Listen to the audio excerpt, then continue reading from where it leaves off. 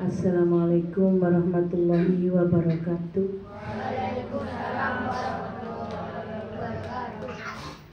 Saya ucapkan terima kasih karena saya sudah diundang untuk acara halal bihalal di Mahat Ali ini ya. Tidak lupa saya juga bersyukur kepada Allah Subhanahu wa taala karena kita semua dapat berkumpul di acara halal bihalal pada tahun 2023 ini. Ini masih hari raya, saya ucapkan minal aidin wal faizin, mohon maaf lahir dan batin. Juga salawat serta salam tetap kita haturkan pada junjungan kita Nabi besar Muhammad sallallahu alaihi wasallam, karena kita mengharapkan syafaatnya di akhir zaman besok. Maaf, sudah ininya sakit, sudah tua. Saya pertama masuk ke sini tadi, mohon maaf ya, saya ingat almarhum.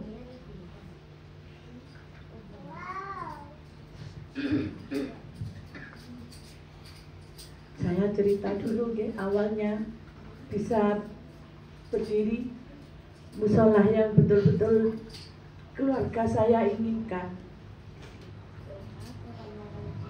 Awal almarhum ini rumahnya kan di timur sana, di rumah saya dulu sekarang ini. Di sana beliau itu jadi muadzin. Setiap waktu sholat beliau selalu mengumandangkan azan. Beliau bilang ke saya, ayo lumpuk-lumpuk tuku tanah, Bapak ingin punya musola. Lama saya itu, gimana caranya saya bisa beli tanah? Orang saya memang keadaan keluarga saya bukan orang mampu, bukan orang kaya. Saya orang biasa-biasa saja, keluaran dari perkebunan Glenfallow. Bapak saya mantan mandor di sana. Ibu saya pembantu kesehatan, almarhum Bung Katemi ini. Keluaran dari kebun kok menghayal pingin punya rumah, pingin punya tanah sendiri. Tanah yang kami tempati di sana itu warisan dari kakek saya untuk ibu dan adik-adiknya yang sejumlah 7 orang. Karena merasa almarhum itu kakak tertua, jadi ayo lumpuk-lumpuk pengen beli tanah dan sekaligus untuk membuat musola. Kami kumpulkan sedikit demi sedikit. Memang beliau orangnya yang katanya orang Madura itu puateng, kalau kerja itu tidak kenal waktu, tapi tidak pernah melupakan yang 5 waktu. Beliau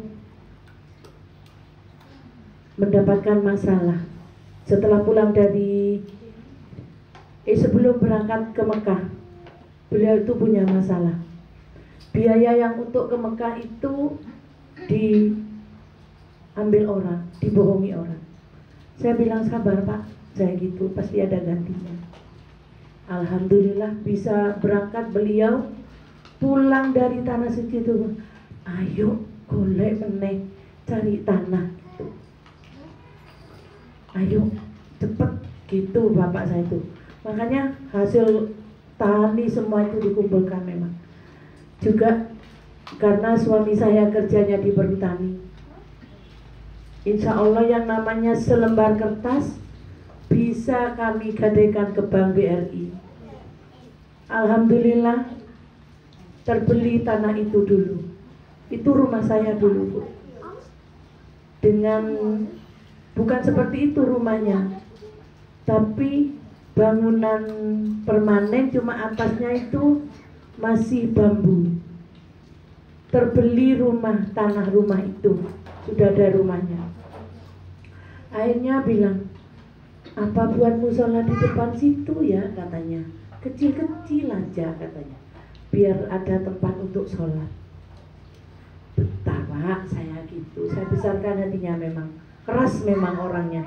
Ibu bapak saya tuh orang keras, nurun sama saya orangnya, kekerasannya nurun sama saya. Saya nggak kena digodek, Bu, nggak mau godek, tapi saya nggak mau digodek dan nggak mau godek orang lain saya. Nah, sudah akhirnya dipermudahkan oleh Allah untuk membeli tanah ini. 1 kapling dari sana ke sana, 1 kapling. Alhamdulillah, akhirnya 1 panenan beliau tani kopi. 1 panenan tuh diblengkan buat musola ini. Saya bangun musola ini habis 25 juta waktu itu. Tapi karena memang buatannya terburu-buru, Pak, mengejar supaya tahun itu Ramadan itu sudah bisa ditempati. Beliau itu istilahnya semangat harus jadi. Akhirnya Ramadan kurang 1 hari ini jadi. Jadi bangunannya ini kurang bagus karena memang terburu-buru. Okay? Karena di belakang itu ada jurang.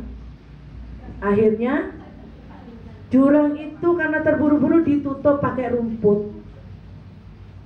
Pakai sampah sudah di dalamnya itu. Akhirnya bangunan musola yang belakang itu pondasinya rapuh. Jadi ada pecah. Selama 7 tahun musola ini ditempel, pokoknya diupayakan supaya nggak sampai pecah. Dan kebetulan suami adik saya ini Bu Iset ini saudara saya, itu tukang dimasukin semen sama kakak tuh, dimasukin semen supaya tidak pecah. Nah, lama akhirnya ibu bapak saya dipanggil oleh Allah pada tahun 2017 itu. Dalam 1 tahun saya ditinggal oleh orang-orang yang paling saya cintai. Di tahun 2017 itu saya bingung, karena kebetulan saya tidak punya saudara, saya sendirian. Anak bapak ibu saya ini cuma 1. Nah, sesudah itu saya sakit-sakitan di sini. Ternyata saya tanyakan ke orang tua, sampai gak cocok nih gitu. Akhirnya saya punya rencana untuk pulang ke rumah suami. Rencana memang mau saya jual semua ini, mau saya jual, dan kebetulan nambah 1,5 kapling sebelah sana. Akhirnya kejual yang 1 kapling, terus tinggal yang ini. Saya gini ke suami, Mas, kalau rumah dijual saya mau, tapi kalau musola jangan dijual. Saya gitu, biar bisa digunakan oleh orang-orang di sekitar sini. Saya gitu. Tapi ternyata karena memang tetangga juga mungkin kurang enak, nggak ada imamnya, jadi musola ini tidak digunakan. Saya bingung diapakan ya musola itu. Saya gitu, kalau seandainya ada yang membutuhkan, saya mau ngasihkan, saya gitu. Tapi lama-lama akhirnya Bu Wiwit ini ke rumah. Bu Wiwit ke rumah, Bun, musolae atene digunakan oleh Mahat Ali gitu ke saya.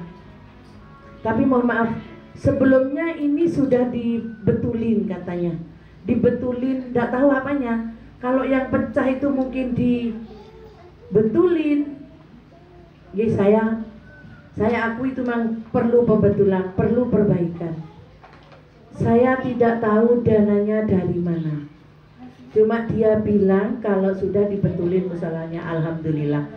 Cuman jangan sampai ada apa-apa Saya bilang gitu memang. Setelah ini dibetulin, terus dia bilang ke rumah.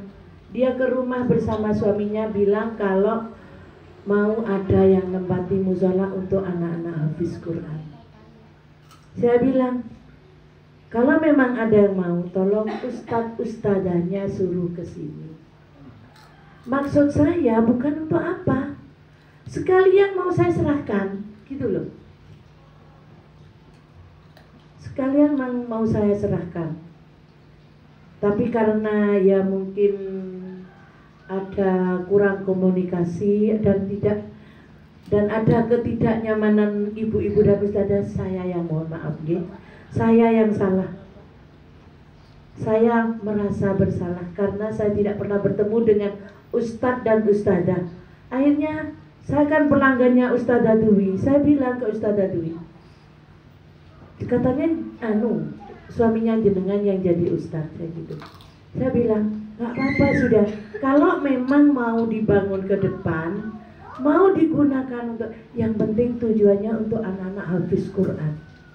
Saya bilang itu ada Ustadzah Dwi. Betul Bu, saya bilang gitu ya. Saya senang Pak, alhamdulillah.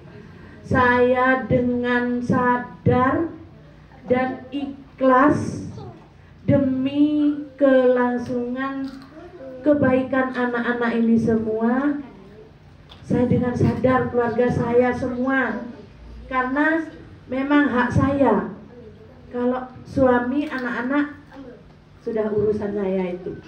Karena ini hak saya. Jadi secara sadar, secara ikhlas, dan saya hanya mengharapkan ridho dari Allah, saya serahkan tanah ini untuk anak-anak hafiz Quran, Pak. Ini sudah niat saya untuk mewakafkan tanah ini. Daripada ke belakangnya saya masih ditabrak sana, tabrak sini, tabrak sana, tabrak sini, saya tidak suka. Mending setelah ini sudah urusannya jenengan dengan anak-anak ini, Pak. Tidak ada yang punya hak lain kecuali anak-anak yang hafiz Quran. Itu saja harapan saya. Dan juga saya mohon doanya untuk keluarga saya, terutama almarhum dan almarhumah. Karena beliaulah yang pengen punya musola. Jadi untuk ke belakangnya saya tidak ingin lagi omong sana, omong sini, terus saya dipanggil untuk urusan ini. Karena terus terang, kalau sudah tanah saya wakafkan, saya lepas tangan, Pak.